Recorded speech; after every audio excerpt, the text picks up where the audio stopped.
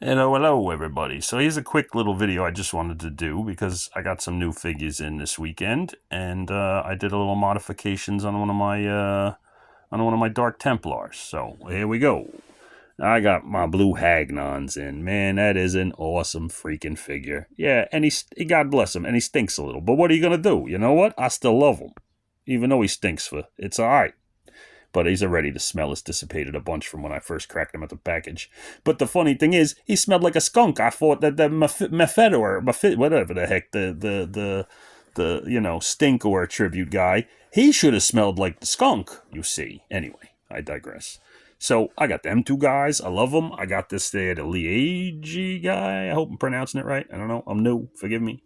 I love him with his orc head. Did a few little, just put some different shoulder pads on him and gave him a different weapon. And his crazy six-armed beauty. Love him. Fantastic. But this here, I did this. So I really wanted some Valiant Knights in the ISS, but I unfortunately got caught up in the unknown one snafu in my cart. So by the time I got him out my cart, got that worked out, I missed out on the Valiant Knights. But I figured, let me try. I saw somebody did on here. I'm sorry I don't remember who. I'm new.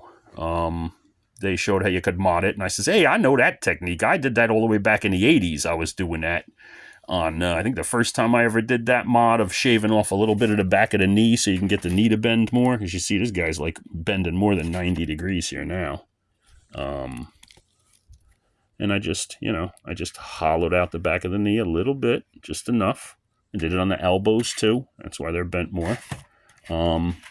And it's white plastic inside, but surprisingly enough, I just went over it with black Sharpie and then silver Sharpie, and a silver Sharpie over black Sharpie ends up being like almost the exact color. So you can't go wrong there. I will end up painting it good, proper, but for the time being, the silver Sharpie over black Sharpie worked fantastic.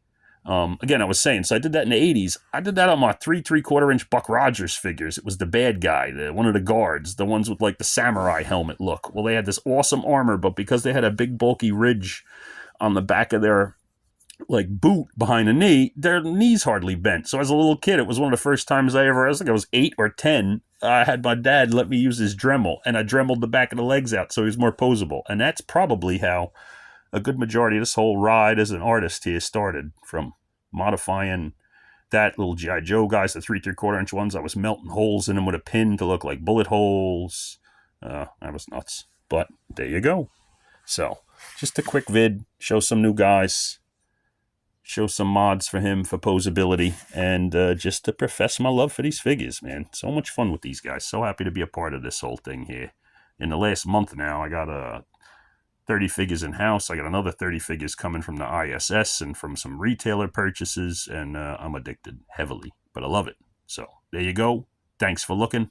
Be safe out there, everybody, huh? Oh, and I guess it's St. Patrick's Day, so happy St. Patrick's Day. Drink a beer.